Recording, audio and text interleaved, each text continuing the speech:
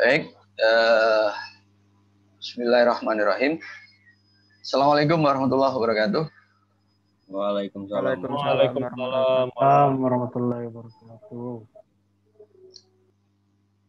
Kita lanjutkan kuliah tarian alam semesta. Kuliah yang lalu kita membahas pemikiran Yunani sebelum Sokrates dan murid-muridnya, ya. Sejak Thales, Anaximandros, Anaximenes hingga Demokritus, gitu. Nah, sekarang kita masuk ke pemikiran dari tokoh yang merupakan puncak pemikiran Yunani, trio guru dan murid.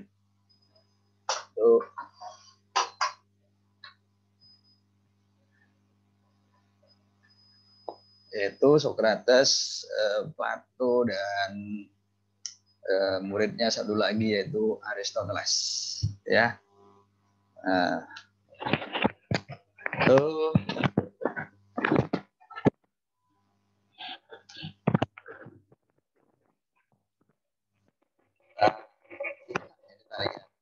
orang Yunani, ya. Itu. Nah, kita akan mulai lagi lanjutkan pemikiran manusia tentang alam. Sejak abad ke-7 sebelum Masehi di daerah Yunani, ya, nyelip di daerah yang berwarna merah ini, ya. Inilah yang dicatat oleh sejarah sebagai pencetus gagasan awal, itu tentang pemikiran yang bersifat logos, yang meninggalkan pemikiran yang berdasar pada mitos, itu, ya.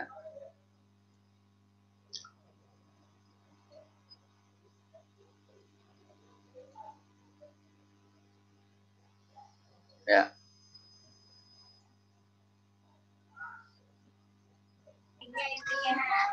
Ini, ya, jadi ini tempatnya Yunani.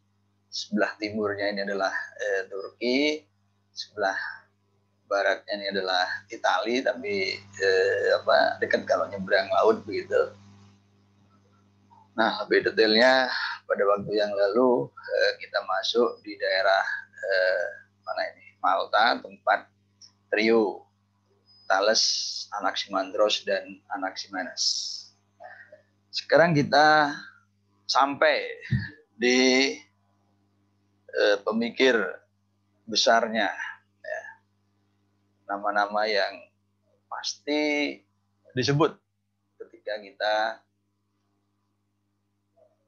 menyebut Yunani kuno, ya. Kalau nama-nama sebelumnya kita boleh lupa, ya, kalau dikaitkan dengan Yunani. Tetapi kalau tiga pemikir ini, nah, ini yang tidak boleh dilupakan begitu kita berbicara tentang pemikiran Yunani, ya. Jadi yang pertama itu adalah Sokrates, ya. Seorang guru, pemikir, dia jadi pada era Sokrates hidup ini Yunani mengalami situasi yang mirip-mirip kita saat ini, ya. Jadi pada waktu itu ada sekelompok orang yang disebut dengan sophistry. Jadi sophistry ini adalah orang-orang yang membuat hujah atau argumen-argumen lemah itu menjadi kuat. Sehingga kemudian kebenaran itu bersifat relatif. Jadi yang penting bisa berargumen, yang salah kemudian tampak menjadi benar, begitu. Dan banyak orang-orang yang mencari rezeki, gitu ya, mencari kehidupan itu dengan cara membolak-balik logika, begitu ya. Yang lemah tampak kuat, begitu.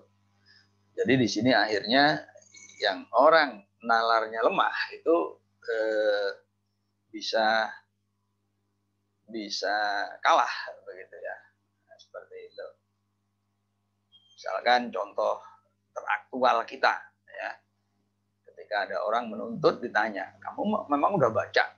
Nah, maka jadi kalau nggak siap itu kan langsung shock. Iya ya, saya belum baca, gitu. Tapi kalau dia siap, dia akan langsung menjawab. Ini terkait dengan undang-undang apa yang sekarang sedang direbutkan itu. Bilang misalkan dia belum baca, belum, gitu ya. Tapi kemudian dia sadar, coba tolong saya diberi naskahnya, saya baca. Nah, gitu ya. Nah, ini kan yang nanya tadi kan jadinya akan kelimpungan juga, gitu ya. Gitu. Dia akan ngeles sedemikian rupa, begitu.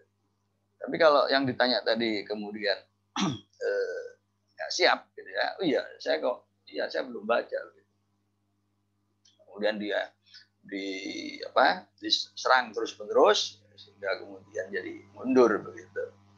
Atau kalah, begitu ya. Nah, maka Socrates itu tidak mau disebut sophistry, ya, orang yang istilahnya membuat argumen lemah menjadi tampak kuat, gitu ya. Dan banyak orang mencari penghidupan dari situ, gitu ya. Sehingga kemudian kebenaran itu tampak relatif. Maling, ya, itu orang berargumen. Maling itu baik karena dia kepepet dan dia bertanggung jawab untuk menghidupi keluarganya. Nah, ini kan kelihatannya baik, ya. Tapi kenapa menghidupi keluarganya kok harus menjadi maling? Nah, karena itu terpaksa. Ya. Nah, seberapa besar keterpaksaan itu kemudian dibenarkan? Ya. Nah, jadi hal-hal seperti itu. Nah, Socrates tidak mau disebut sebagai sophistry. Ya. Socrates memilih disebut sebagai filosofos, ya. Filosofos itu sendiri filsafat yang mencintai kebenaran, mencintai pengetahuan, gitu ya. Jadi disebut filosofos, nggak mau disebut sophistry, begitu ya, yang menguatkan logika dari sesuatu yang lemah dan kemudian tampak benar. Nah, Socrates itu menolak relativisme seperti itu, ya, kaum sofis itu, ya. Tapi menyebut dirinya sebagai sophos. Ya. Nah, filsafat itu berangkat dari keseharian. Apa itu bahagia, misalkan? Jadi Socrates itu mewawancari banyak orang, bertanya kepada banyak orang. Misalkan ketika hendak merumuskan apa itu bahagia, ya, dia tanya orang yang pekerjaannya sebagai nelayan, ya, apa itu bahagia? Dia ketemu petani, apa itu bahagia? Dia itu ketemu penjual, ya, pedagang, kemudian dia tanya, apa itu bahagia? dia ketemu guru. Dia tanya, apa itu bahagia? Nah, dari semua jawaban itu kemudian dia rumuskan. Makanya kemudian dia juga kembangkan, dia perkenalkan ya pola pemikiran induktif. Jadi dari hal yang sifatnya seperti tadi ya, kasuistik, dari nelayan, dari petani, dari dagang, dari guru, gitu ya. Kemudian dia cari kesamaan yang merujuk pada pengertian bahagia. Dan karena itu dia juga kemudian memperkenalkan definisi, ya, itu Socrates. Nah, itu. Nah, filosofos ya itu harus muncul dalam bentuk perilaku. Dan inilah kemudian yang disebut sebagai intelektualisme etis, kebajikan etis. Jadi orang bukan hanya pandai menguraikan pengetahuannya dengan kata-kata, tapi juga harus terekspresi dalam perilaku. Inilah intelektualisme etis. Tapi menariknya, kita tidak bisa melihat gagasan Socrates itu dari tulisan Socrates itu sendiri. Ya. Socrates praktis tidak menulis buku, ya.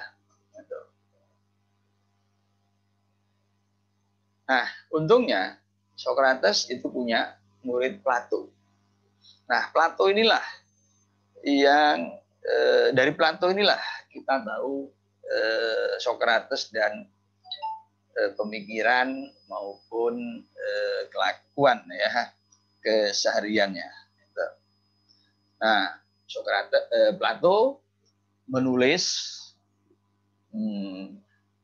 tentang Socrates itu dalam bentuk dialog,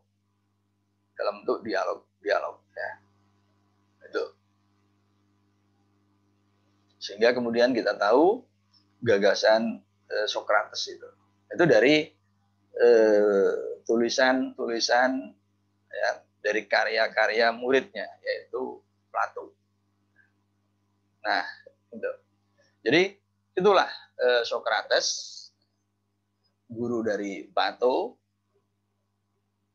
yang dari Plato inilah kemudian Socrates bisa dikenal ya sampai hari ini. Meskipun dia sendiri tidak menuliskan gagasan-gagasannya, ya aktivitas-aktivitasnya. Gitu. Nah, jadi Socrates dikenal dengan konsep filosofisnya, dengan gagasannya, ya, yang diperoleh melalui wawancara, ya, dengan orang-orang pada saat itu. Nah, dari situlah kemudian dia tulis, dia nyatakan, dia simpulkan apa yang dimaksud dengan bahagia, apa yang dimaksud dengan kebenaran, gitu ya. Nah, karena metodenya yang seperti itu, kemudian ya dia jelaskan itu yang sekarang kita kenal dengan metode induksi.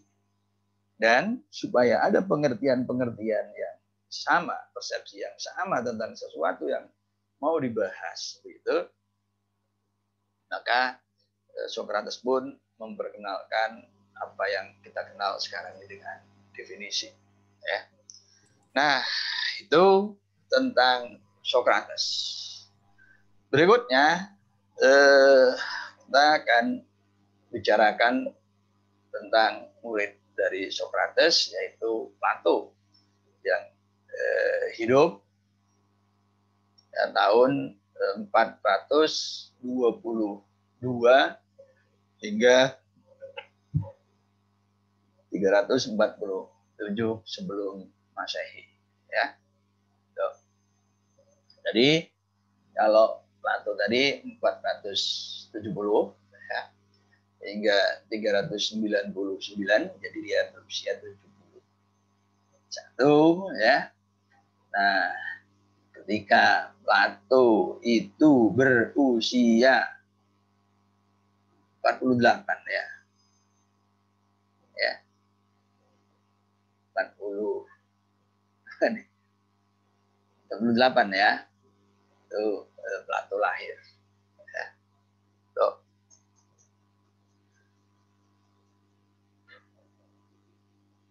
Jadi dan ketika Plato berusia belasan dia mulai belajar kepada Socrates gitu.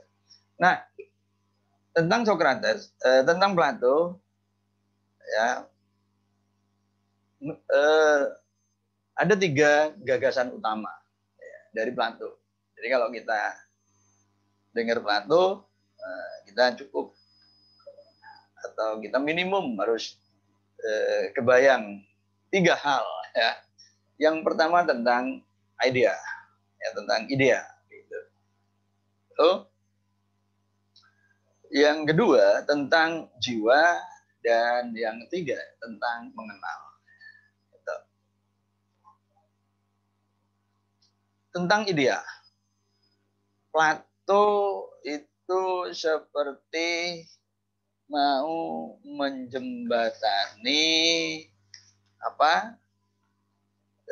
Dua pikiran yang saling bertentangan, ya, saling bertentangan,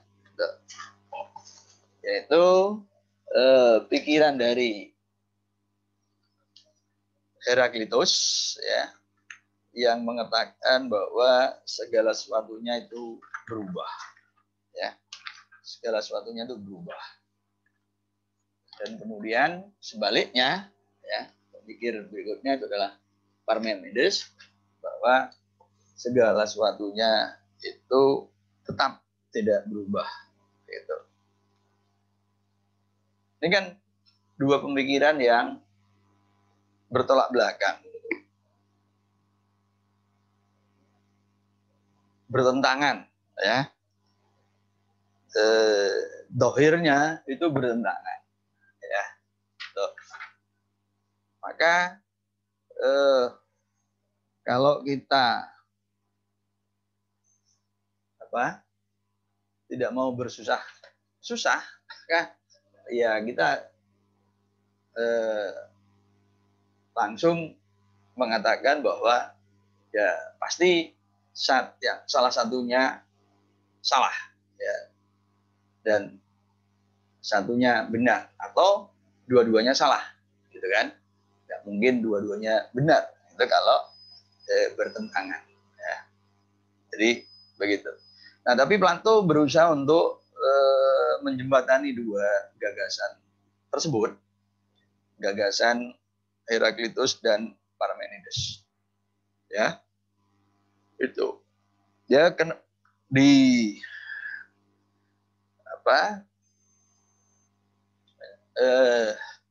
dari yang dia lihat, alam yang kita lihat ini adalah alam real, ya. Nah, sebenarnya alam real ini berasal dari dunia idea, ya. Dunia real kita ini berasal dari dunia idea. Kalau di dunia real ini segala sesuatunya memang berubah. Sebaliknya, di dunia idea itu segala sesuatunya tetap, ya. Jadi sekarang kita di hari-hari ini sangat familiar, ya, bahkan wajib punya, begitu ya, masker, gitu ya. Tapi masker ini berusia nggak terlalu lama. Kita pakai ya beberapa kali, kemudian kita buang, ya. Lalu nanti dibersihkan oleh tukang sampah, ditaruh kemana, atau sebagiannya kemudian dibakar, musnah, nyap, ya. Tuh. sekarang jadi abu, berubah gitu ya. Tuh.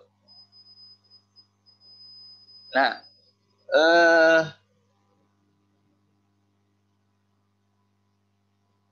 masker itu sebenarnya dulunya ada di dunia ideal ya, masker itu.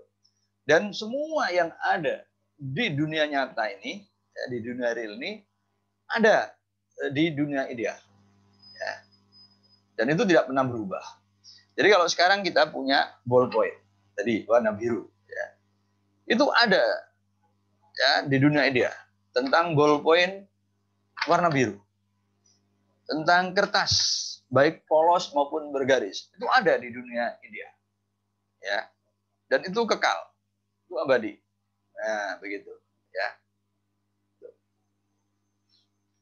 Jadi semua ada di dunia ideal ya.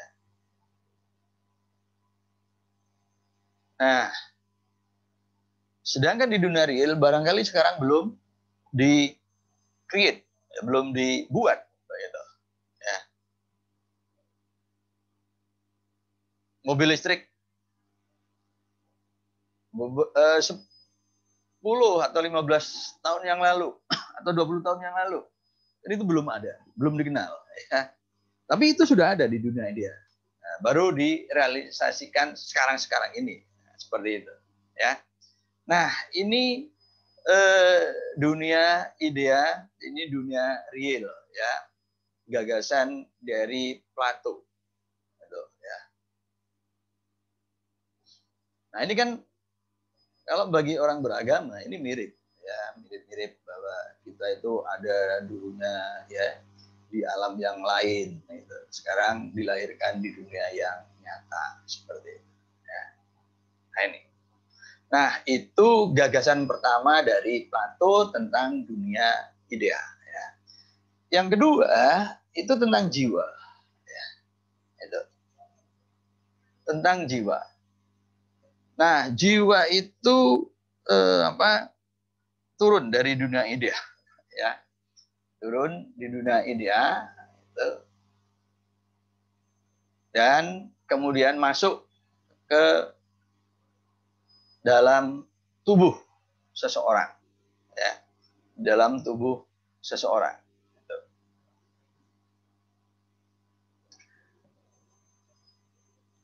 Nah kemudian dikaitkan dengan gagasan yang ketiga yaitu mengenal. Jadi jiwa kita dulu ya semua itu ada di dunia ideal ya. Dan dulu kita semua itu tahu semuanya ya, tahu semuanya.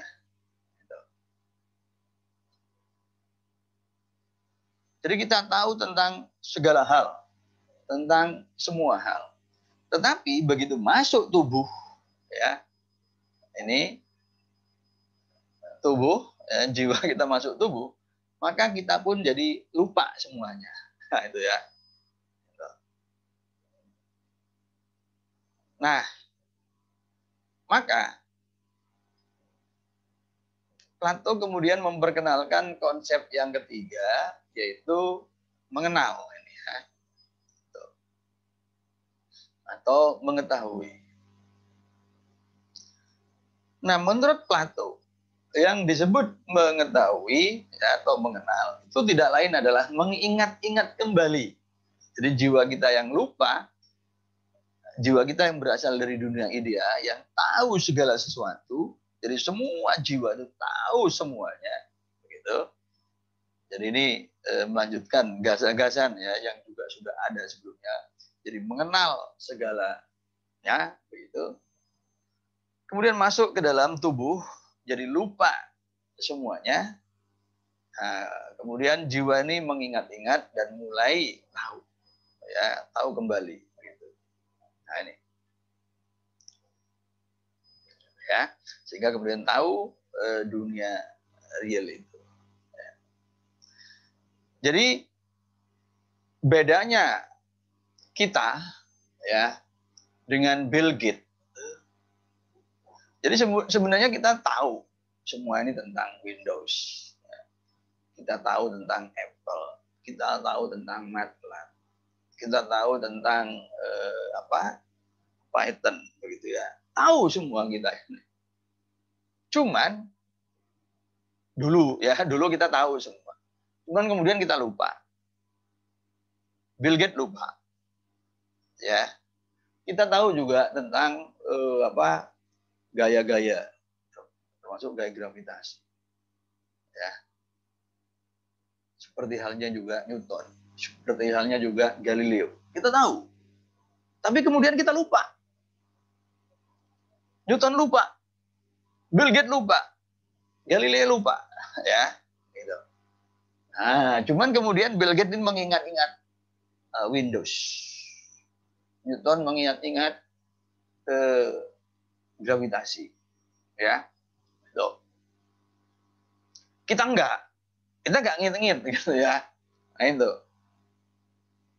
Sehingga kemudian ya Newton tahu gravitasi, Bill Gates tahu Windows dan seluk-beluknya.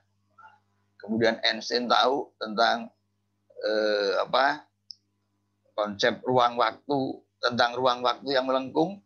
Kita belum juga tahu begitu karena kita nggak mengingat-ingat. Nah itu. Jadi inilah 3 gagasan utama dari Plato, ya. Yaitu dunia idea. Jadi dikenal dunia idea, dunia real dan dunia idea, bahwa segala sesuatunya. Jadi segala sesuatu yang ada di dunia real itu sebenarnya ada di dalam dunia idea. Ya. Kita mengenal penggaris segitiga, itu ada di dunia idea. Kita mengenal gelas, ada gelas itu di dunia idea. Kita mengenal mobil, ya, Ferrari, ada di dunia idea itu. Kita mengenal perahu, ada di dunia idea itu. Kita mengenal bolam, ya, tuh, lampu listrik, ada di dunia idea. Itu, ya. Dan jiwa kita dulu yang juga berada di dunia idea mengenal itu semua, tahu itu semua. Tapi begitu masuk ke dalam tubuh, ya, yang ada di alam ini, kita pun jadi lupa, ya. Itu kita jadi lupa. Nah, supaya kita tahu kembali, maka kita perlu mengingat-ingat lagi. Nah, proses inilah yang kemudian disebut episteme. Maka kemudian kita mengenal salah satu cabang filsafat yang disebut epistemologi, yaitu bagaimana cara kita mengetahui sesuatu, ya. Dan karya besar atau karya abadi, ya, dari Plato itu adalah Akademos, sebuah lembaga, ya, yang dibangun oleh Plato yang disebut dengan Akademos, yaitu nama jadi Plato mau menghormati dewa yang disebut Akademos, ya. Yang menarik adalah Plato ini mirip dengan, ada kesamaan dengan Pitagoras, ya. Dia agak-agak mistis gitu, ya. Itu. Dia concern pada jiwa dan penyuciannya, gitu. Bahwa pengetahuan itu diperoleh dengan cara penyucian jiwa. Lalu di situ akan ada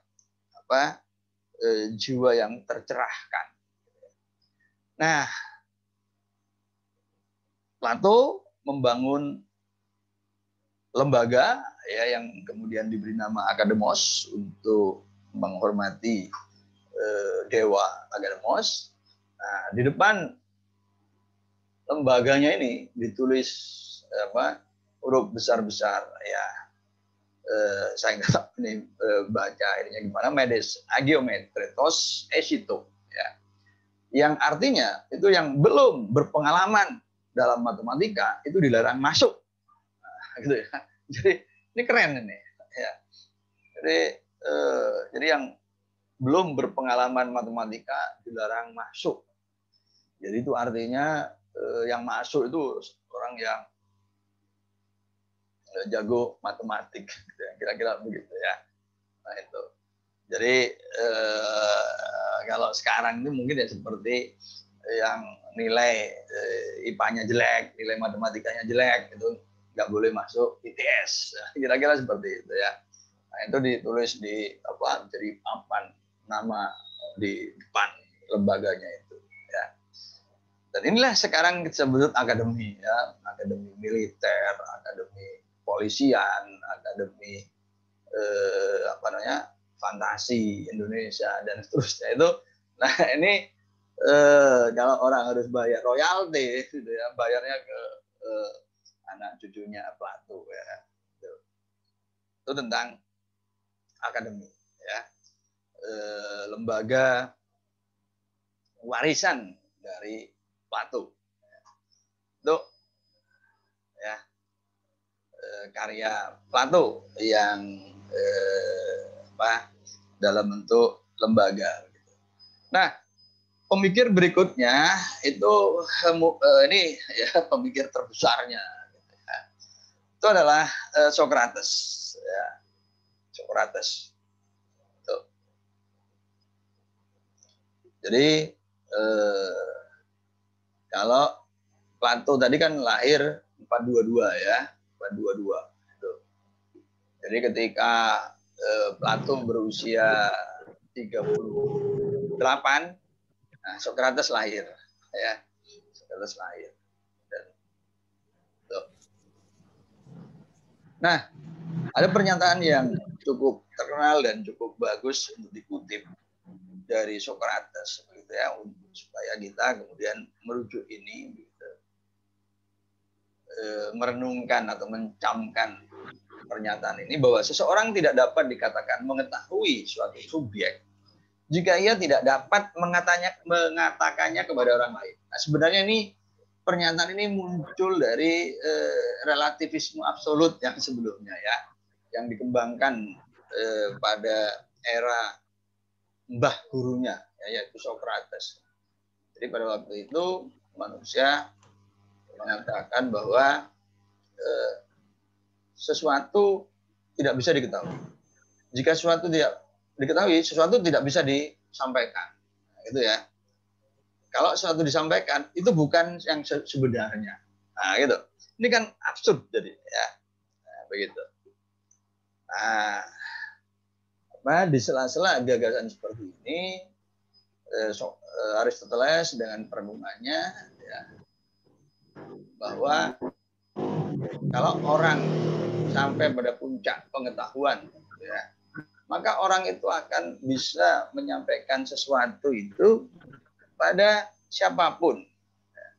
Nah, artinya kalau kepada siapapun itu berarti termasuk juga kepada orang awam, ya. Gitu. Jadi orang itu harus menyampaikan gagasan itu sesederhana mungkin, gitu ya. Jadi begitu. Termasuk filsafat, ya. Kalau Anda belajar filsafat kepada seorang dan kemudian ruwet, ya. Nah, Anda kutip pernyataan dari Socrates ini, gitu ya. Anda sampaikan, Bapak, saya nggak ngerti, gitu. Nah, bisa nggak menyampaikan dengan bahasa yang kemudian saya jadi mengerti, gitu ya. Nah, itu. Sebab kalau saya tetap nggak ngerti, kayaknya Bapak nggak ngerti juga nih kepada subjek yang mau disampaikan kepada saya, begitu ya. Kutip Socrates, kalau enggak nanti kalian dimarahi, ya. Nah, seperti itu. Nah, Socrates itu yang membuat Aristoteles ya, membuat klasifikasi. Ya. Jadi semua pengetahuan rasional murni itu disebut filosofos, ya. Jadi istilah formalnya itu filsafat, filosofos, ya, mencintai pengetahuan. Tuh.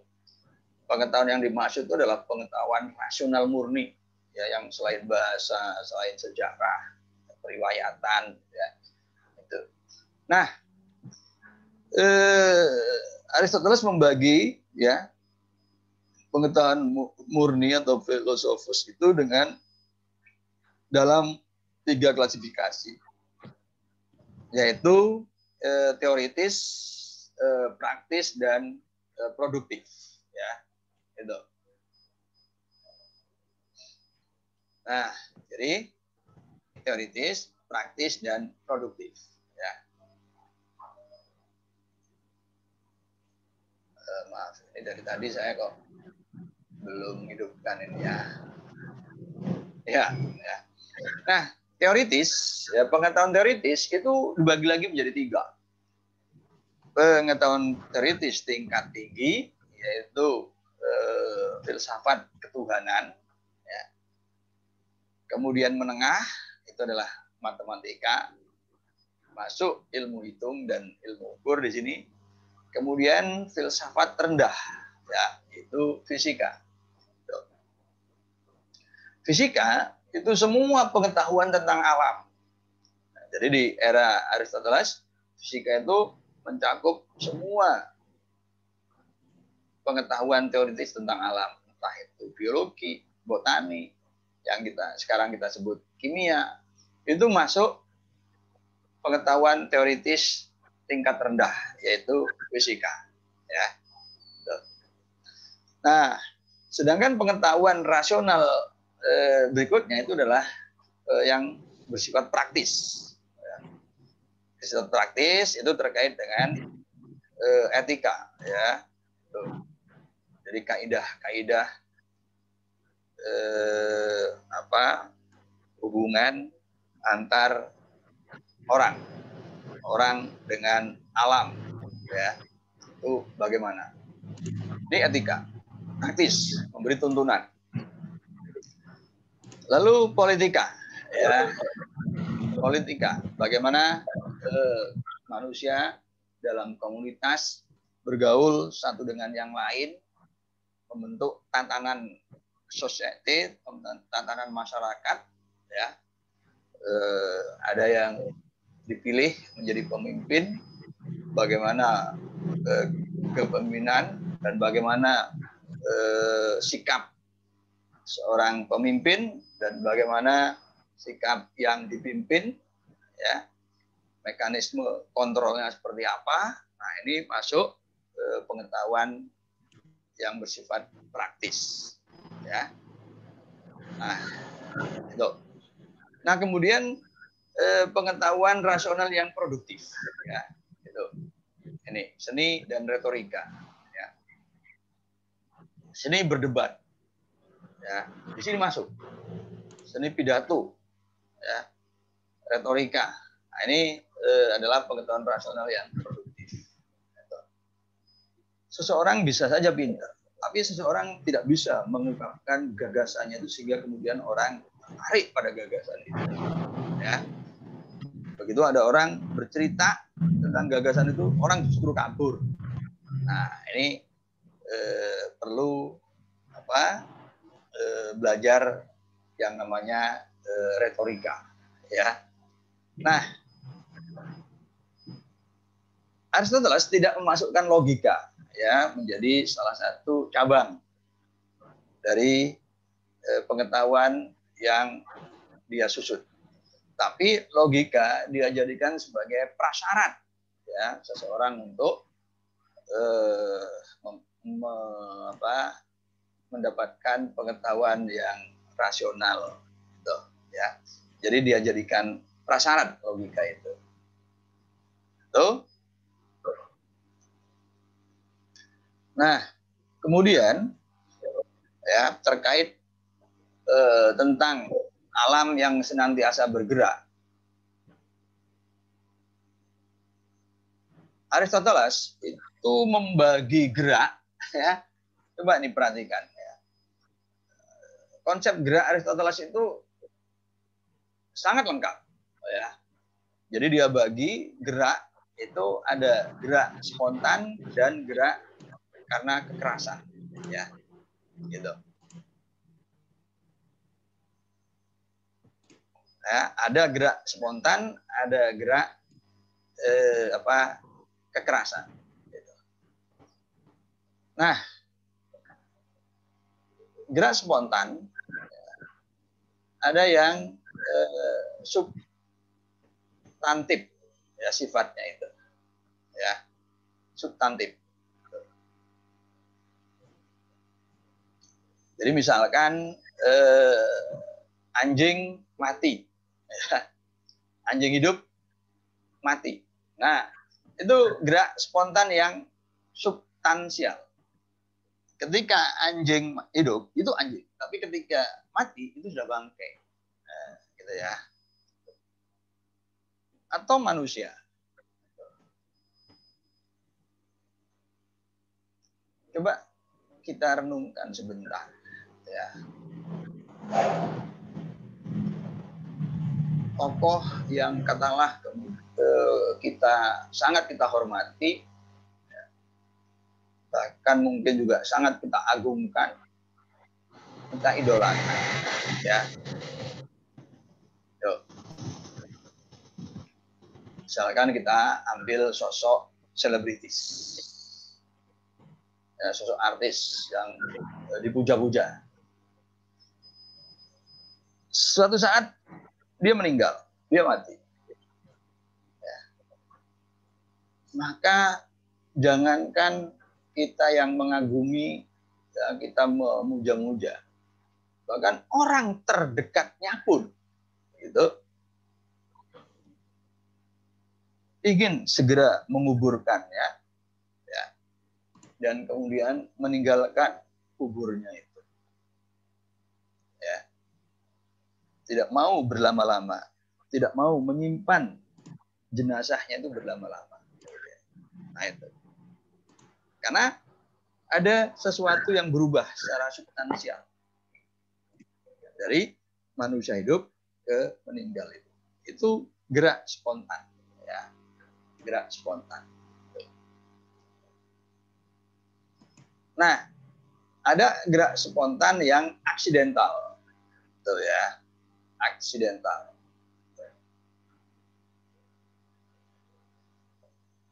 Nah, ini ya aksidental, misalkan lokal, ya, lokal. Jadi ini karena posisinya, karena lokasinya. Itu benda jatuh. Ini adalah gerak spontan yang aksidental dan lokal, ya. Jadi gerak spontan, aksidental, lokal. Itu. Nah, sedangkan gerak kekerasan itu kalau kita punya, kalau tadi kita berbicara batu jatuh atau buah apel jatuh, begitu ya, itu adalah gerak spontan, aksidental, lokal, ya. Nah, sedangkan gerak kekerasan kebalikan dari ini. Jadi misalkan kita memegang buah apel, ya, lalu kita lepas, nah, itu pasti jatuh, ya. Nah, inilah gerak spontan. Nah, gerak kekerasan itu adalah gerak yang karena kita paksa. Jadi kita lempar misalkan, maka buah apel itu akan naik ke atas, gitu ya. Itu gerak kekerasan. Ya. Nah, konsep ini, ya, konsep ini kemudian dipakai oleh pemikir Muslim Ibnu Sina, ya, untuk membuktikan eksistensi jiwa. Jadi Ibnu Sina itu membuktikan eksistensi jiwa, salah satunya dengan argumen gerak spontan dan gerak kekerasan dari Aristoteles. Ya. Perhatikan seekor merpati, ya, misalkan. Anda pegang, seekor burung merpati. Ya. Kemudian Anda lepas. Apa yang terjadi? Maka merpati itu terbang, ya, bergerak ke atas. Gitu. Nah, ini menyalahi konsep dasar gerak dari Aristoteles. Ya. Aristoteles tadi kan mengatakan, kalau kita memegang buah apel misalkan ya, lalu kita lepas, maka apel itu pasti jatuh. Ya. Gitu. Apel ini baru bergerak ke atas kalau kita lempar. Nah, ini namanya gerak kekerasan. Gerak dipaksa, gerak terpaksa begitu. Tapi seekor burung tadi, merpati tadi, yang kita pegang lalu kita lepas, ternyata dia naik. Padahal itu tuh nggak kita paksa. Yang seharusnya dia jatuh. Nah, dia tidak berperilaku seperti buah apel atau batu yang kita genggam gitu ya, atau kayu, potongan kayu yang kita pegang. Ini berbeda, ternyata merpati ini dari batu ya, dari potongan kayu. Merpati ini kita lepas, dia naik ke atas. Berbeda dari batu karena merpati ini mempunyai jiwa. Nah, gitu ya. Jadi Ibnu Sina itu menjelaskan konsep jiwa itu menggunakan konsep gerak spontan dan kekerasannya Aristoteles. Gitu ya. Tuh. Nah, itu konsep gerak. Dan konsep gerak lokal inilah, baik yang aksidental maupun spontan, aksidental lokal maupun kekerasan yang kemudian dikaitkan dengan konsep gerak di dalam fisika saat ini. Ya. Nah, gerak aksidental ya ada klasifikasi yang lain yaitu gerak kualitatif, aksidental kualitatif. Ini misalkan kita lihat daun ya, daun pisang yang hijau kemudian menguning lalu coklat ya, gitu ya, menua lalu kuning, coklat dan kering. Nah, ini adalah gerak spontan aksidental kualitatif ya. Jadi kualitas dari benda itu berubah. Sedangkan gerak spontan aksidental kuantitatif itu kalau kita menanam pohon, kemudian kita amati dari hari ke hari, pohon itu tidak pindah, ya. Tapi pohon itu kemudian membesar, pohon itu makin tinggi. Nah, inilah gerak spontan aksidental kuantitatif. Ya. Jadi konsep gerak kita di fisika ini hanya merupakan bagian ya yang terkait dengan gerak spontan aksidental lokal, gitu ya. Inilah konsep gerak Aristoteles yang sudah sangat deskriptif. Ya, tuh. Nah, dalam setiap gerak itu pasti ada keadaan terdahulu dan ada keadaan baru dan ada substratum yang tetap. Jadi air, misalkan ya, air dingin menjadi hangat, ya. Atau sebaliknya air hangat menjadi dingin, ya. Itu keadaannya yang berubah dari dingin jadi hangat atau sebaliknya hangat jadi dingin. Yang tetap itu adalah substratumnya yaitu air, gitu ya. Nah, yang tersimpan dari substratum itu adalah potensi, yang tampak sekarang itu adalah aktus, ya. Jadi air ketika dingin, maka dingin itu aktus, ya. Hangat itu adalah potensi, gitu. Nah, ketika kemudian air dingin itu menjadi hangat atau bahkan panas, maka kondisi saat ini hangat itulah aktus, dingin berubah menjadi potensi. Ya. Potensi itu ada pada hil atau materi. Nah ini. Jadi dalam setiap gerak itu ada potensi, ada aktus. Ya. Tuh. Anda saat ini katakanlah sedang ceria. Ya. Ceria itu aktus. Ya, sedangkan kesedihan itu potensi. Anda punya potensi sedih. Gitu ya. Kalau Anda sekarang sedih, ya sedih itu adalah aktus, sedangkan ceria itu potensi. Ya, itu konsep gerak yang dirumuskan oleh Aristoteles. Ya. Nah, kemudian setiap kejadian ya, itu pasti punya sebab. Dan sebab menurut Aristoteles ya itu ada 4. Tuh. Ada sebab formal, sebab material, sebab final, dan sebab efisien. Ya. Apa maksudnya ini? Begini, misalkan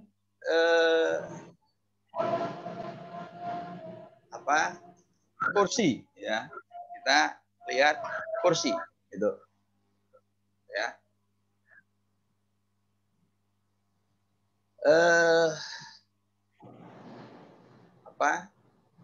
Kursi, ya. Sebab materialnya itu ada kayu, nah, gitu ya, ada kayu. Itu sebab materialnya. Kalau nggak ada kayu, nggak bisa kita bikin kursi. Ya. Ada sebab materialnya. Gitu. Ya. Nah, sebab formalnya adalah seseorang ingin mempunyai tempat duduk. Gitu. Ya. Gitu. Sebab finalnya adalah orang ingin tempat duduk. Ya. Tapi tempat duduk itu kan macam-macam. Kalau kita punya kayu, sebenarnya bisa kita buat apa itu? Kalau di daerah Jawa ya, kayu sebenarnya di banyak tempat, tapi istilahnya itu ya kita bisa buat dengklek begitu. Apa itu dengklek? Jadi kayu itu panjang begitu ya, memanjang. Kalau kayu itu bundar gitu, kita belah aja menjadi 2. Ya, ada permukaan ratanya gitu. Kemudian separuhnya, ya, jadi kita bagi 2 persis sama. Lalu yang datar itu kita ngadapkan ke atas, lalu yang lengkung itu ke bawah, lalu kita beri 2 kaki. Ya. Nah itu kan bisa, itu tempat duduk. Ya. Itu. Tetapi sebab formalnya itu adalah kita ingin bentuk kursi, gitu. Ya. Kita inginnya bentuk kursi.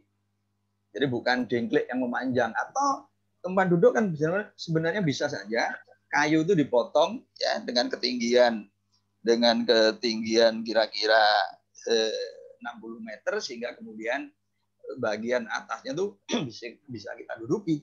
Tapi itu bukan kursi ya. Memang kita bisa kita duduki tapi itu bukan kursi gitu ya. Nah, itu. Tapi itu semua tetap nggak bisa jadi kursi kalau nggak ada sebab efisien. Sebab efisien itu adalah tukang yang membuat kursi. Ya. Nah ini.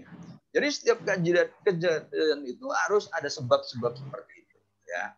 Jadi tidak bisa ujuk-ujuk. Nah, gitu. Nah, ini kita terapkan terhadap banyak hal. Ya, terhadap banyak hal. Gitu. Misalkan kita sekarang ini rame-rame dengan undang-undang cipta kerja. Ya. Apa itu? Ya. Apa itu? Tujuan apa? Sebab finalnya apa? Sebab formalnya apa? Sebab materialnya apa? Sebab efisiennya apa? Sehingga kemudian bisa jadi seperti itu. Nah, gitu loh ya. Nah, itu. Ya. Jadi kalau kita ada suatu gitu ya, ada fenomena begitu. Nah, itu coba pertanyaannya kemudian kita lengkapi dengan ini. Ya, sehingga tidak terkesan ucuk-ucuk. Ya. Ketika seseorang tiba-tiba kelihatannya tiba-tiba membeli berbaju yang aneh, ya. Kita kenal seorang, tahu kebiasaannya, tiba-tiba ini membeli aneh. Kenapa ini? Pasti pertama dia punya duit, gitu ya. Jadi duit. Lalu tujuannya apa? Gitu. Kenapa dia kemudian kok beli yang seperti itu? Ya. Nah, ini pasti ada yang mempengaruhi, gitu. Pasti ada yang mempengaruhi. Nggak mungkin seseorang yang biasanya ya kalau ini Muslim biasanya kemana-mana itu pakai baju koko, baju takwa, gitu ya. Tiba-tiba dia pakai baju yang ketat, celana jin. Nah itu kan pasti ada sesuatu yang menyebabkan dia berperilaku tidak seperti biasanya. Gitu. Ya. Nah ini itu harus harus diusut sebabnya itu. Ya. Itu pasti bukan sesuatu yang ujuk-ujuk. Ada yang mendorong itu, apa dorongan formalnya, ada dorongan materialnya, apa dorongan finalnya, apa dorongan efisiennya. Apakah dia frustasi, gitu ya, kemudian dia cari perhatian dan seterusnya. Ini mesti bisa kita lacak, gitu ya. Seperti itu. Sama dengan Anda, ya, biasa normal, tiba-tiba rambutnya disemir, nah, gitu ya. Itu kan pasti ada sesuatu. Orang ini pasti sedang mengalami sesuatu. Biasanya rambutnya biasa, disisir rapi, warna hitam. Ini tiba-tiba jadi di warna coklat, gitu ya, yang rada aneh. Nah, ini lacak. Kenapa dia berubah, gitu ya? Nah, itu nanti efektif ya. Ada 4 sebab itu di setiap kejadian. Dan kemudian ajaran lain tentang dari Aristoteles itu adalah bahwa alam bertindak sebagai tuan rumah yang baik karena tidak alam tidak membuat suatu pun dengan sia-sia dan tidak membuat suatu berlebihan, ya, jadi harmoni. Dan alam bertindak seolah-olah ia tahu konsekuensi perbuatannya, ya. Jadi air itu dari dulu itu pasti turun, ya, dari pegunungan ke lembah, bahkan kalau memungkinkan dia akan sampai ke laut. Tidak pernah kemudian terjadi sebaliknya. Air dari laut kemudian naik dari daratan lalu pergi ke gunung, nggak ada, gitu ya. Jadi alam itu mempunyai pola, mempunyai keterangan. Dan karena itu barangkali kemudian ada sebagian orientalis, ya. Ini mohon maaf, ini sebagian orientalis kan mengatakan Quran itu diambil dari ajaran Yunani, ya. Karena di Al-Quran itu ada pernyataan bahwa wa ma khalaqnas sama wal arda wa ma bainahuma la'ibin, ya. Alam tidak langit, bumi, dan di antara keduanya tidaklah kami ciptakan dengan main-main. Tapi tidak juga sia-sia, gitu kan? Nah ini alam bertindak seolah ia tahu konsekuensi perbuatannya. Ya, tidak berlebihan, tidak sia-sia, ya, tidak sia-sia. Batilah. Nah, ini yang kemudian orientalis mengatakan bahwa kitab suci Al-Quran itu adalah saduran dari Yunani. Bahwa ada sesuatu yang sama, iya, tapi apakah kemudian itu saduran, itu sesuatu yang bisa diperdebatkan, gitu ya. Nah, begitu. Nah, yang menarik lagi konsep Aristoteles yang menarik, ya, khususnya bagi kita orang Indonesia itu ini, ya, tentang locus naturalis. Coba saya tanya, ya, kalian sekarang pegang apa ini, ya? Oke, kalian tadi kan pegang ballpoint, ya.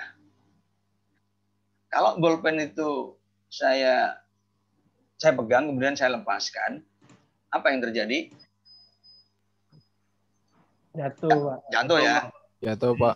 Nah, pertanyaan saya, mengapa jatuh? Gravitasi, Pak. Gravitasi. Tidak punya jiwa, Pak. Nggak punya jiwa, ya. Oke, gravitasi, ya. Kita katakan itu gravitasi, nggak punya jiwa, ya. Baik. Nah, sekarang siapa yang mengatakan dia jatuh karena gravitasi? Kamu tahu dari mana itu?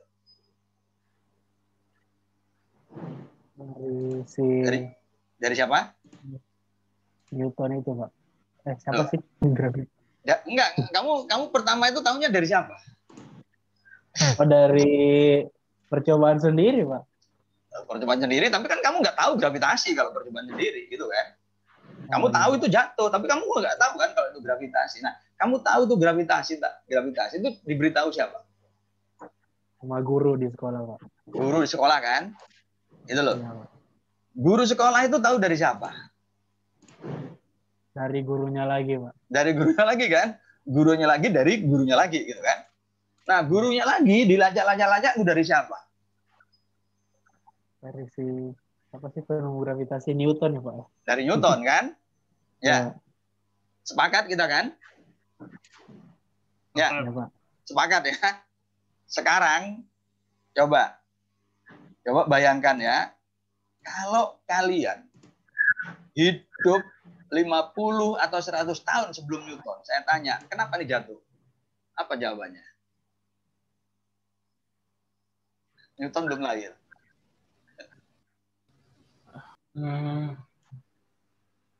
Apa jawabannya? Takdir Tuhan, Pak. Goib, Pak. Goib. Kenapa? Goib. Tuhan. Tuhan. Alam, Pak. Alam.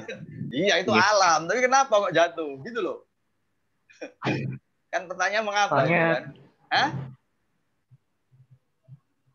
Kenapa?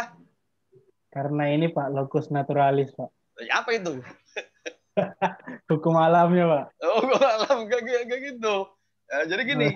Jadi kalau kita hidup sebelum Newton, ya, maka rujukan kita itu adalah gagasannya Aristoteles. Gitu loh ya. Nah, jadi apa yang ada di depan kalian sekarang, katakanlah sekarang kalian dengarkan kuliah saya ini sambil di depan kalian ada minuman ya. Entah itu air putih, entah itu segelas kopi, entah itu wedang jahe, entah itu apa bajigur, entah itu bandrek, entah itu apa namanya, minuman dingin apa itu ya, soft drink gitu ya. Itu sambil ada kue gitu, terus di depan kalian juga mungkin ada ballpoint, ada buku, ada kalkulator ya. Kemudian di depan kita agak jauh di situ ada pohon, ada daun. Nah, kalau saya pegang daun, saya lepas, dia jatuh. Saya punya genteng, saya lepas, jatuh. Saya pegang batu, saya lepas, jatuh. Saya pegang segelas air, kemudian gelas saya miringkan, dia jatuh. Mengapa? Nah, gitu kan. Tapi saya nggak tahu apakah di antara kalian tuh ada yang merokok, ya. Tapi coba perhatikan orang yang merokok dan minta supaya ketika dia sudah menghirup rokoknya, kemudian asapnya kan masuk tuh, dia suruh tiupkan asap itu ke bawah, ya. Maka asap rokok itu sebentar ke bawah, tapi kemudian dia naik, kan gitu, ya. Nah, pertanyaannya, kenapa benda-benda seperti batu, air, genteng, daun, plastik, ya, bolam, ballpoint, ya, buku, kalau kita lepaskan dia jatuh. Sementara asap rokok itu dia naik. Kenapa itu? Masa jenis, Pak. Masa jenis. Masa jenis. Kata siapa masa jenis itu? Lagi-lagi kata Newton. Nah, pertanyaannya kalau kita hidup 50 tahun, 100 tahun sebelum Newton, atau bahkan 200 tahun sebelum Newton, 500 tahun sebelum Newton, kita nggak punya gagasan masa jenis. Gitu loh ya.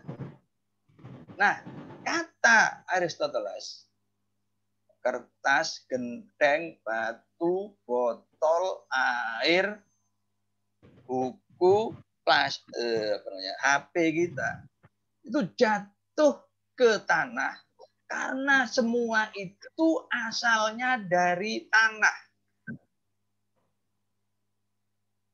Bahan dasar HP apa? Gitu kan? dari tanah. Air juga dari tanah. Di lautan itu kan di tanah. Daun tumbuh dari pohon, pohon berasal dari tanah. Itu semua punya tanah. Karena itu dia akan kembali ke tanah. Sebaliknya asap itu milik langit. Karena itu dia akan pergi ke asal usulnya, yaitu langit. Nah, inilah yang disebut dengan locus naturalis, tempat alamiahnya, tempat asal usulnya. Ya, mungkin kalian senyum-senyum mendengar uraian tentang gagasan locus naturalisnya Aristoteles. Tapi itulah yang dianut oleh orang sebelum Newton. Nah, itu loh ya, locus naturalis. Betul. Jadi segala sesuatu kembali ke asal usulnya. Locus itu lokasi, naturalis itu alamiah, tempat alamiah. Nah, gitu loh ya. Nah, mungkin pertanyaan yang menarik adalah bagaimana Aristoteles sampai pada gagasan seperti ini, gitu ya. Nah, saya bisa membayangkan begini. Kalian ini kan dari berbagai daerah ya. Kemudian kalian belajar di Surabaya di ITS. Ya. Ketika kalian lulus, kalian pulang laporan ke orang tua kalian, kepada ayah dan ibu kalian, ayah, ibu, saya sekarang udah lulus, sekarang saya dikawinkan, gitu kan. Kalian kembali lagi ke orang tua kalian. Jadi jauh-jauh kalian kemana pergi, meninggalkan kampung halaman, ujung-ujungnya kalian kembali ke orang tua masing-masing. Nah, barangkali gagasan Aristoteles itu diambil dari kejadian manusia, gitu loh ya. Segala sesuatu itu akan kembali ke asal usulnya. Asal usul kita adalah ibu kita, orang tua kita. Kita kembali ke ibu kita, ya. Selama orang tua kita itu ada. Gitu. Nah, itu ya, itu locus naturalis. Jadi alam bertindak seolah-olah dia tahu apa yang dia lakukan. Jadi tahu tujuannya, makanya ini kemudian telos ya tujuan itu, dan konsep itu disebut teleologi ya, teleologi, bukan teologi ya, tapi teleologi. Nah, itu ya. Jadi gagasan tentang sesuatu akan menuju ke arah tertentu ya. Wow, ini ternyata baik. Ini kemudian gagasan lain yang terkenal dari Aristoteles ya, kalian harus jangan lupa kalau ketika bicara Aristoteles ya. Nah, begini ya, tentang jagat raya, Aristoteles itu mengatakan begini, bahwa pusat jagat raya itu adalah bumi. Ya, jadi inilah asal usul geosentris. Bumi. Ya, selain siapa sebelumnya tadi? Lo Anaximandros ya. Itu adalah Aristoteles. Nah, semua yang ada di bumi dan di atas bumi sebelum bulan, ya, hingga bulan begitu, itu terbuat dari 4 anasir yang disebut oleh siapa? Empedokles, yaitu tanah, air, udara, dan api, begitu ya. Dan bersifat kotor, musnah, rusak, ya. Itu sesuatu yang di bawah bulan. Sebaliknya, objek-objek yang di atas bulan, nah ini ya, objek-objek ini ya, itu tersusun dari anasir yang kelima, yang bersifat murni, abadi, ya, tidak musnah, abadi tidak musnah, tidak kotor, begitu ya. Nah, itu tersusun dari anasir yang kelima, yaitu ether. Nah, inilah gagasan Aristoteles yang nanti akan banyak disoal ya, dicari-cari kesalahannya oleh pemikir-pemikir berikutnya. Ya. Itu. Jadi saya ulang bahwa bumi sebagai pusat jagat raya dan semua yang di bumi dan di atas bumi hingga bulan itu tersusun dari 4 anasir, tanah, air, udara, dan api, bersifat rusak, berubah, musnah, ya, kotor. Sedangkan yang di atas bulan itu murni, abadi, tidak musnah, tidak kotor, ya, suci, itu tersusun dari anasir yang kelima yaitu ether, ya. Nah, itu gas-gasan jagat raya Aristoteles. Nah, berbeda dari Plato, ya, jiwa masuk tubuh, tubuh itu membantu untuk mengetahui, ya, itu untuk mengetahui. Itu yang kemudian memperkenalkan konsep indera. Jadi dengan indera inilah manusia, jiwa manusia kemudian menjadi tahu sesuatu yang ada di sekitarnya. Dan tentang alam, ya, ini bergerak menuju penggerak pertama. Jadi penggerak pertama Aristoteles itu, ya, the first mover, bergerak menuju padanya berdasarkan cinta, ya, seperti yang sudah diperkenalkan juga oleh Empedokles. Inilah gagasan utama dari Aristoteles yang kaitannya itu dengan dengan alam, ya. Kemudian gagasan ini terus berkembang, ya, sampai bahkan sampai era Masehi, ya, hingga abad ketiga, sampai pada puncaknya, ya, itu penganut Plato, pengikut Plato, ya, makanya disebut Neoplatonisme, yaitu Plotinus. Nah, Aristoteles dan Plato itu mewakili dua aliran pemikiran, ya. Kalau begini, jadi sebelum masuk ke Plotinus, Plato dia dengan kekuatan jiwa seperti halnya Pitagoras, jadi dia seorang guru tarekot begitu, maka dia mengembangkan atau mendasarkan pengetahuannya itu melalui penyucian jiwa, ya. Bahwa jiwa yang suci itulah kemudian menangkap kebenaran, menangkap realitas. Nah, konsepnya ini yang kemudian disebut dengan enlightenment, aliran pencerahan, ya, al-ishraq dalam bahasa Arabnya itu, ya.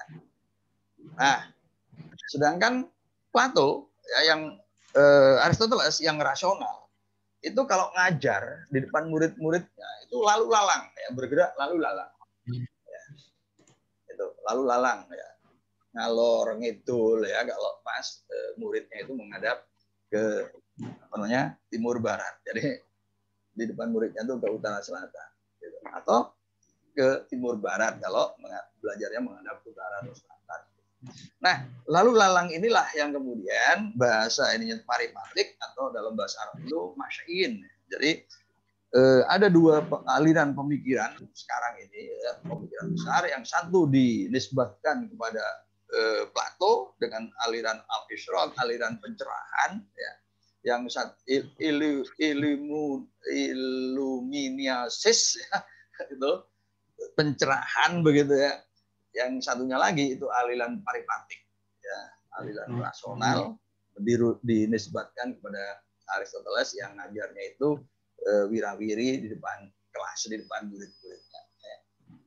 Kemudian mulai pudar dan sisa-sisa pemikirannya terus dikembangkan sampai abad ketiga, yaitu melalui tokohnya Plotinus, ya, yang melakukan sintesa terhadap semua pemikiran Yunani, tapi memberi tempat yang istimewa pada Plato, ya, yang berangkat dari ini konsep yang satu atau tuheng, gitu, ya. Ini seperti konsepnya Parmenides, sesuatu yang tidak berubah, atau Anaximandros, ya, dengan aperonnya itu, gitu. Nah, dari yang satu itu kemudian, ya, tuheng itu inilah ada nous, ya, bercampur dengan ini membentuk jiwa dunia. Jiwa dunia ini kemudian turun lagi menjadi materi, gitu. Nah, manusia ini ajaran dasar kaum mistis begitu, yang memang merupakan aliran dari Plato dan juga Pythagoras, bahwa seseorang ya itu bisa menyatu dengan Tuheng gitu ya. Nyatu gitu. Pertama tahapnya adalah penyucian ya. Jadi dia berpuasa, dia menahan ucapannya, dia dari gurauan-gurauan yang tidak perlu. Kemudian dia hanya setelah menahan kemudian dia mengucapkan kata-kata yang suci gitu ya, pemujaan, lalu kemudian dia mengalami penerangan dan selanjutnya dia mengalami penyatuan. Kalau dalam bahasa Jawa itu manunggaling kawula Gusti, kalau dalam tradisi tarekat Muslim itu ada wujud ya, ada hulul, dan sebelum itu ada fase yang disebut dengan syatohat, ketika tokoh-tokoh bisnis itu kemudian mengeluarkan ungkapan-ungkapan yang terkesan aneh bagi orang kebanyakan, misalkan ana al-haq, aku adalah kebenaran, laisa fil jubbati ilallah, tidaklah ada sesuatu yang di dalam jubahku itu melainkan Allah, melainkan Tuhan. Nah, ini ajaran dari Plotinus yang mencoba mensintesakan semua aliran filsafat yang ada sebelumnya di Yunani, tapi memberi penekanan yang cukup dominan pada gagasan Plato, yaitu pada konsep jiwa, ya, termasuk evolusi jiwa menuju pada sesuatu yang transenden yang disebut Tuheng. Itulah tarian alam semesta yang hari ini, yaitu di pemikiran puncak Yunani. Demikian, masih ada waktu sekitar 5 menit, barangkali ada pertanyaan, silakan.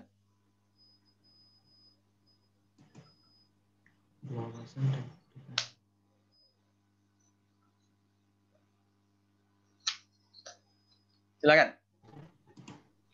Pak, izin bertanya, Pak. Ya.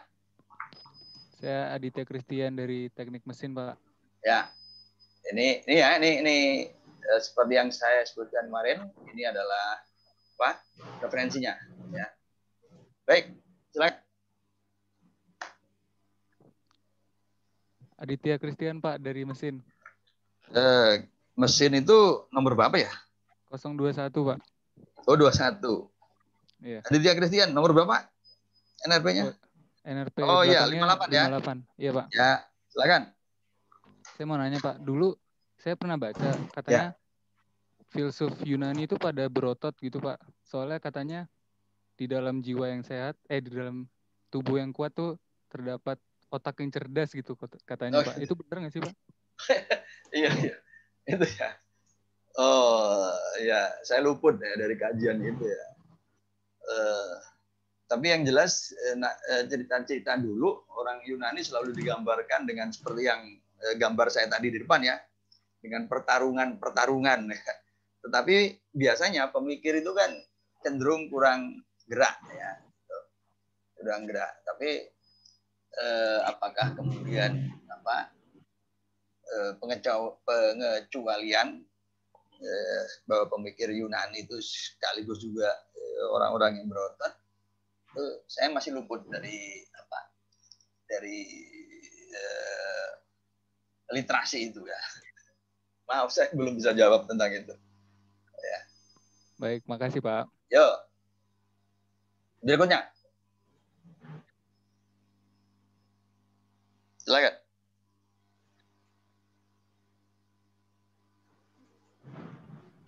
Saya Pak. Ya. Made. Saya Made dari Teknik Mesin, Pak. Mesin itu tadi berapa? Saya 47 NRP, Pak. 021. Oh, 021 juga. Ya. Saya mau nanya tadi kan yang permasalahan tentang gagasan Aristoteles yang sebab itu, Pak. Sebab, ya. Itu kan ada 4 tadi, Pak. Formal, material, final, sama efisien.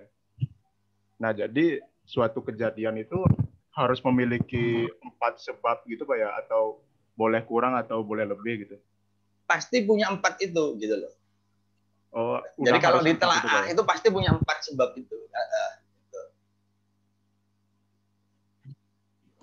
berarti tidak ada kejadian yang tidak memiliki 4 itu, Pak, atau bagaimana? Ya, gitu loh.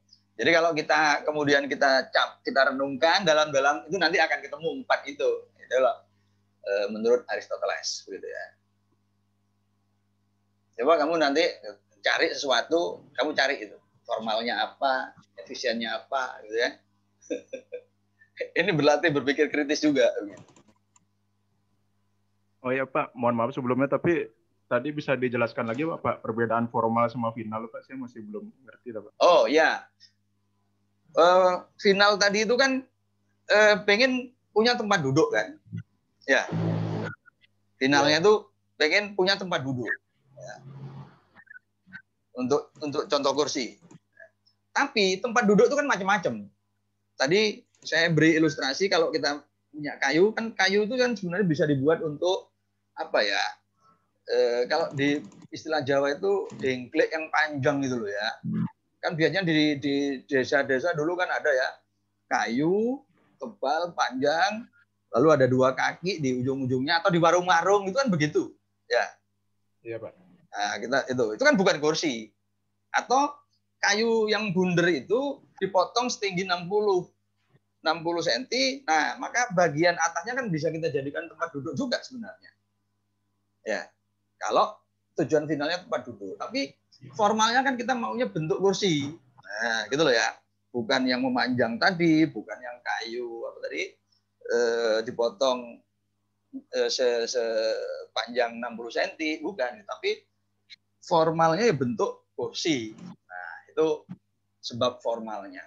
Begitu. Ya. Silakan yang lain. Pak, terima kasih jawabannya, Pak. Saya Pak mau bertanya. Ya, Andi, departemen apa Andi? Departemen Teknik Mesin, Pak. Mesin juga. Iya, Pak. Oh, oke. Berarti 09 ya Andi? 109 ya, Pak. Ya. Gini ya, Pak. Jadi saya juga pernah dengar gitu ya tentang hubungan Socrates sama Plato ini. Tadi juga dari Bapak menjelaskan bahwa Socrates ini tidak mempunyai buku gitu kan, Pak. Ya. Dia cuma ada di ceritanya Plato gitu, Pak. Ya. Jadi saya pernah dengar ada orang menuduh bahwa Socrates ini sebenarnya tidak ada gitu. Dia hanyalah imajinasi dari Plato gitu. Jadi Plato membuat cerita tentang Socrates gitu. Membuat cerita tentang seseorang bernama Socrates, kemudian menjabarkanlah ilmu-ilmu yang dia punya itu mengatasnamakan Socrates gitu. Sosok imajinasinya gitu. Kira-kira ada pembuktiannya, Pak, Socrates itu benar-benar ada gitu. Karena dari tulisan nggak ada. Jadi semua tentang Socrates hanya dari sumbernya dari Plato kan, Pak ya? Iya. Dari Plato. Ya. Jadi bagaimana itu, Pak? Iya, orang yang mengatakan itu. Ini emang ini emang harus orang alumni orang yang jawabnya harus orang alumni dari departemen filsafat ini ya. Iya, Pak. Jadi iya, ini mirip kajian hadis ya. Kemudian di situ ada sanad yang terputus dan lain-lain gitu ya. Itu loh. Tapi kan ya itu ya. Untuk pertanyaan itu mohon maaf saya nggak bisa jawab ya. Itu. Jadi saya harus jujur saya kan itu harus belajar lagi itu ya. Harus baca lagi. Tapi yang jelas kan begini, kemudian ya yang berkembang sekarang ini dominan jumhur gitu ya. Jumhur itu mayoritas gitu kan. Pertama menerima bahwa Socrates itu ada, bahwa Socrates itu punya gagasan-gagasan seperti yang tadi ya, definisi mestinya kalau definisi induksi itu memang murni gagasan Plato ya, di luar 3 gagasan Plato tentang jiwa, tentang idea, tentang mengenal, itu kan sebenarnya mestinya definisi dan induksi itu juga masuk gagasan Plato kan, gitu loh ya. Tapi ya mayoritas sarjana filsafat itu menerima itu gitu ya. Tapi terima kasih itu bagus. Saya sendiri juga baru dengar itu ya. Ya terima kasih Andi, terima kasih. Itu saya baru dengar juga itu ya. Ya, silakan, Gayo. Mau nanya? Silakan kalau masih ada lagi. Saya Pak. Ya. Saya Ulil. Ulil dari Elektro 071, akhirnya 111. Oh, 111 ya. Ya. Sebentar. 071 ya? Depannya 071. Tapi belakangnya yang paling 111. Ya. Enggak ada, Ulil. 111. Elektro. Iya, akhirnya 111. Oh iya ya. 111. Oh iya ya, ada. Ulil Asmi ya? Ya. Ya.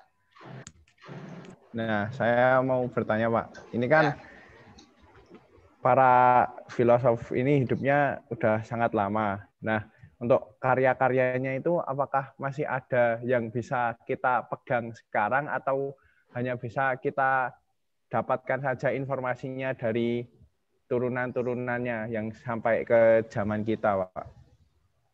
Oh, maksudnya karya aslinya gitu. Ya, karya aslinya. Iya. Iya, karya aslinya itu iya, lagi-lagi itu jadi mirip pertanyaan ini tadi ya. Andi ya. Tentang karya-karyanya ya. Iya, memang kalau di dalam bidang sosial itu masalah karya asli itu menjadi penting. Ya. Tetapi begini, seperti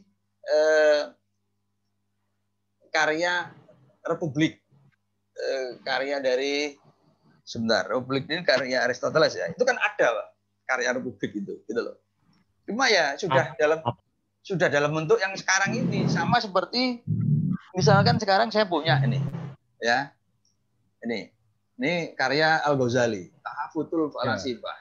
Tapi ini kan ketikan sekarang, bukan karya apa? Maksudnya ini bukan karya pertama dari Al-Ghazali, artinya apa? Karya pertama.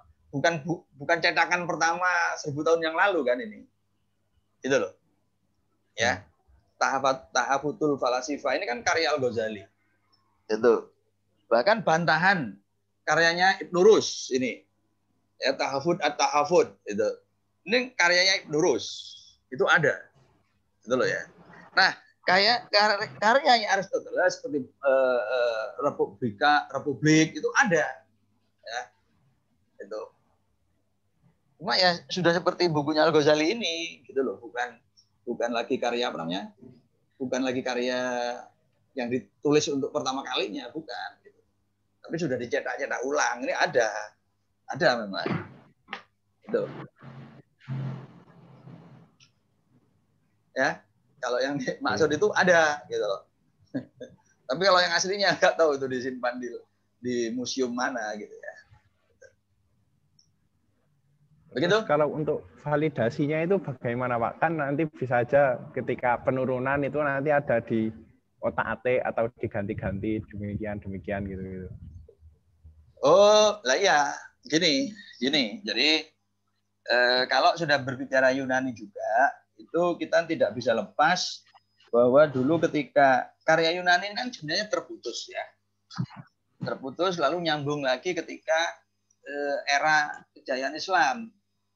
Mulailah Al-Kindi ya, dan generasi berikutnya kan melakukan proses penerjemahan karya-karya Yunani ya. Ini penerjemahan karya-karya Yunani ke dalam bahasa Arab pada waktu itu ya. Nah, sebagian lagi jadi ada memang karya itu yang murni diterjemahkan, kemudian ada juga karya yang kemudian dikomentari. Nah, gitu loh ya. Seperti itu.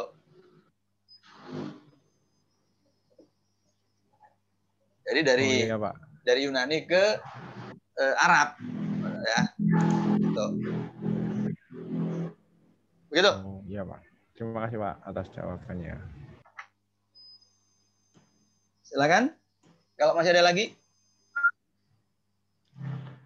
Kalau enggak, ini waktunya juga sudah lewat. Kalau mau dilanjutkan nggak apa-apa. Mungkin 3 menit lagi, 5 menit lagi. Silakan kalau masih ada lagi.